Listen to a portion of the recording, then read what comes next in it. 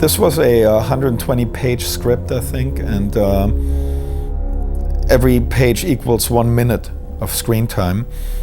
We always knew it would be, at the end, a 90-minute long movie. There's only, a limited amount of tolerance that people have. So we knew some stuff would go. The scenes that got affected were bookends. We have Aaron today talking about something that happened in the summer of '73.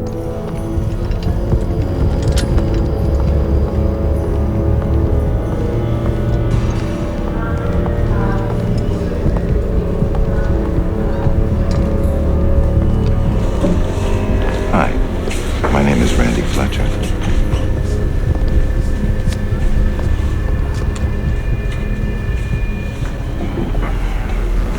Would you like some water?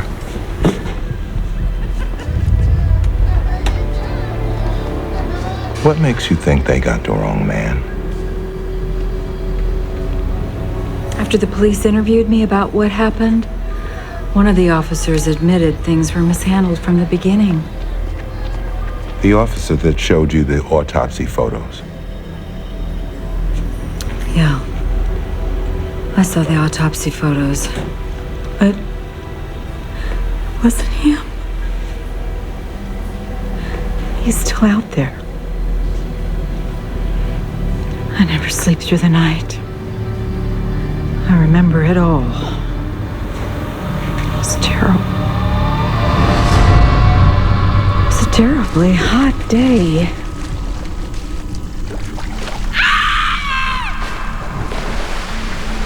It was very clear we had to find an actress that looked like maybe at some point she was Jessica.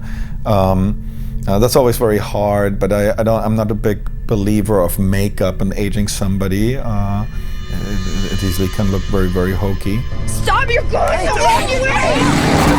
The suicide scene, that almost got us an X rating, so we had to go back and rework it.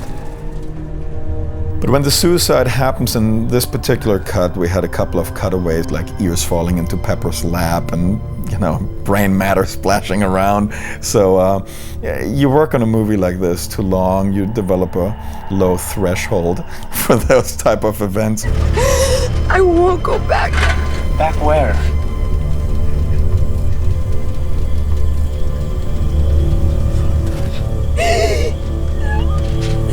He's a bad man. He's a really bad man.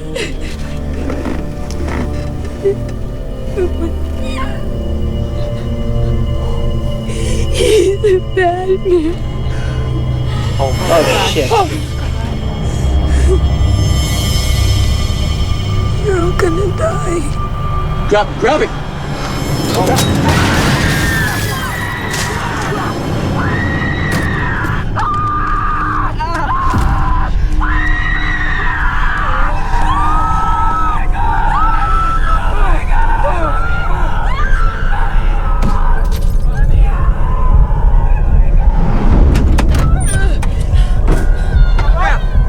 The actual cut, the blood is less red, which I think is actually much scarier in a way. I like that it's dark, and I never like blood that looks like syrup or ketchup or whatever, We usually use Bosco or stuff that's more muted.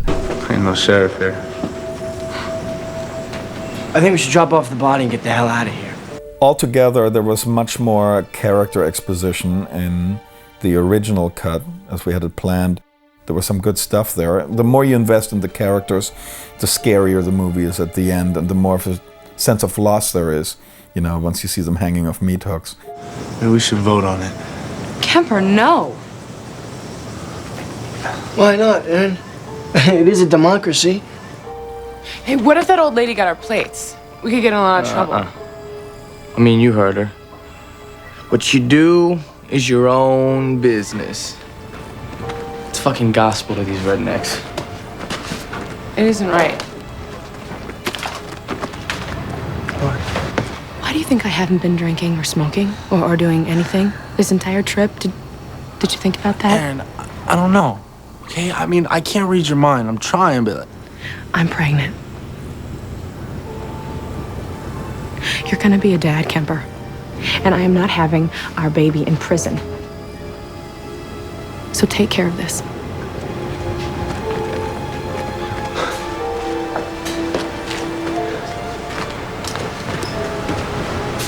So, I guess congratulations are in order. Huh?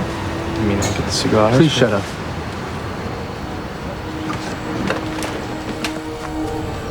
Now you tell me. Just go away. Look, give me a break, all right? I mean, I just need a minute to digest all of this. Later on, we took it out. It just ran too long. There was too much talk and ado about Kemper having to take responsibility for the child and act like a father now and grow up finally. It became much more about commitment. How do I get to the sheriff's?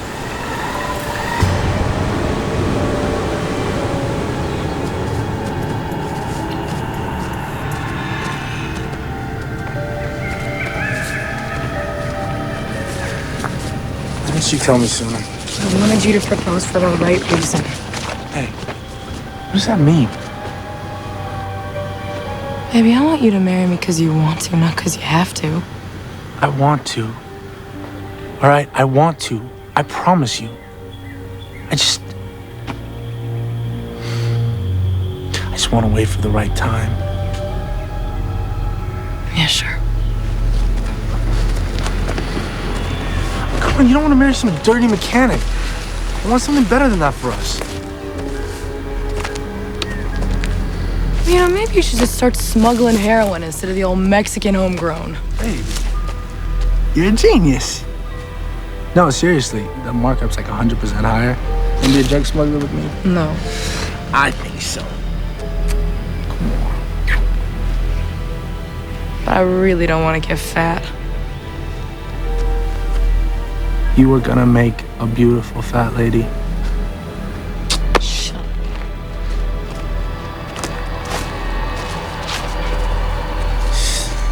All right, let's get this over with.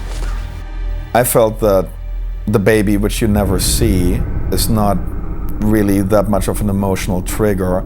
If Kemper dies and we don't feel sad about him or sad for Aaron, have a feeling of loss, then we did something wrong. I tried to do something very, very simple and came up with the idea of the ring.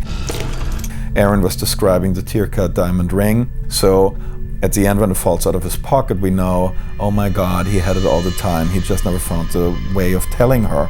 And to me that emotionally did the same thing as a baby, but so much faster. It's just one shot, but still you have that sense of loss and the feeling that he came around, he just didn't have the time to articulate it. But Aaron will never know, but we do.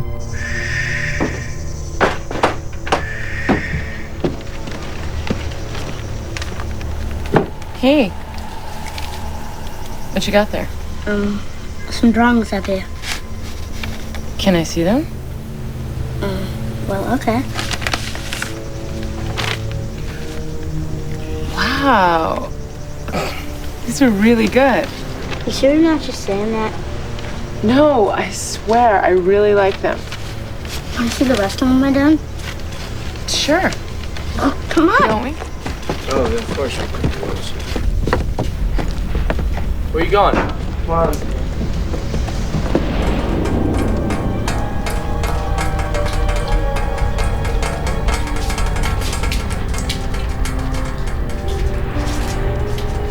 Wow. Thank you, Jedediah. I feel so honored.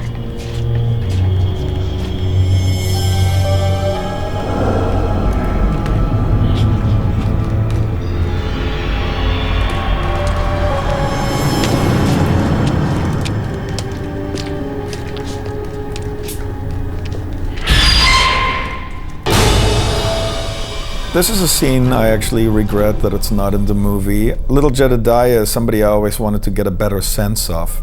And I think people were missing that. What was he all about, you know? You just want to get to know him a little bit. You know, he's the kind of local who could swing, become bad like all the others, or there's maybe a little bit of a hope for a better future here. So he balanced it out, and this was just a scene where we got to know him better and the kids better, but it didn't pace out that well.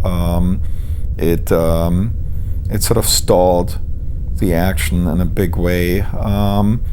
I'm still on the fence. I'm watching it now and I wish it would be in. Nobody wants to see on camera how somebody gets sliced from below. So we shot cutaways, his face screaming and a little blood splatter against the wall, but even that seemed to be too much for many. So 2 shots had to go out, which really don't show you all that much, but somehow leave me wondering what did really happen to him by removing them. There's a reason for rating boards.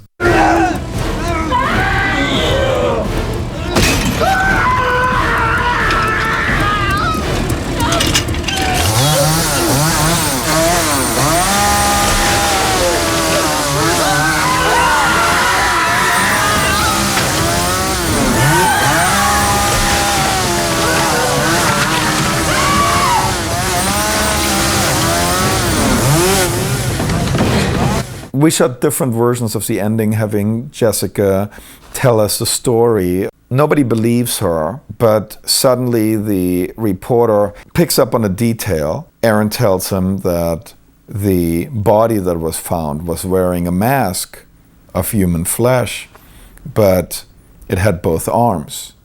Leatherface would only have one arm. So here the reporter suddenly realizes that there's maybe something to her story after all.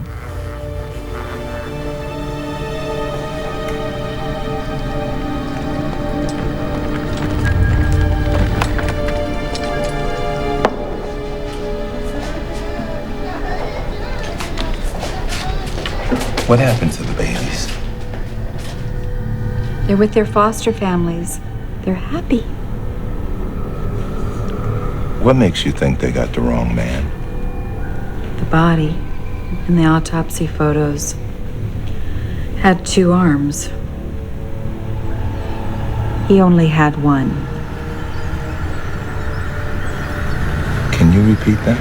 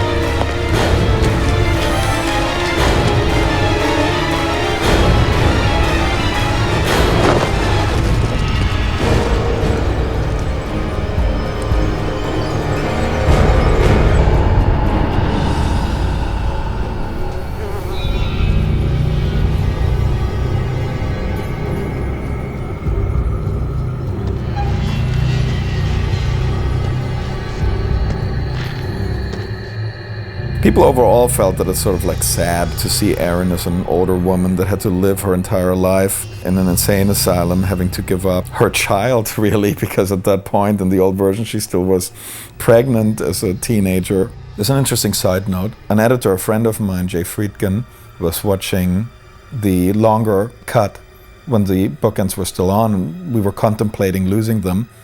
And he said, did I ever mention when I worked for Kubrick? I said, no, I didn't even know you did. He said, I did one cut for Kubrick. He said they showed the movie The Shining to a test audience, and in The Shining, in the original cut, Shelley Duvall winds up in an insane asylum and she tells a story. So it had the same bookends. It's Shelley Duvall telling a story that nobody believes, but at the end, after she told the story and people walk away in disbelief, you see that photo that's mounted in that salon at the hotel. As a camera pushes in, you see Jack Nicholson is really there, so it must have happened. But somehow when the lights went on, the audience just sat there. And when they got rid of that scene, the audience was, yeah, she showed it to him, good, right? So one cut changed how an entire movie was perceived. Ironically, we did exactly the same thing. This is the only known image of Thomas Hewitt, the man they call Leatherface. The case today still remains open.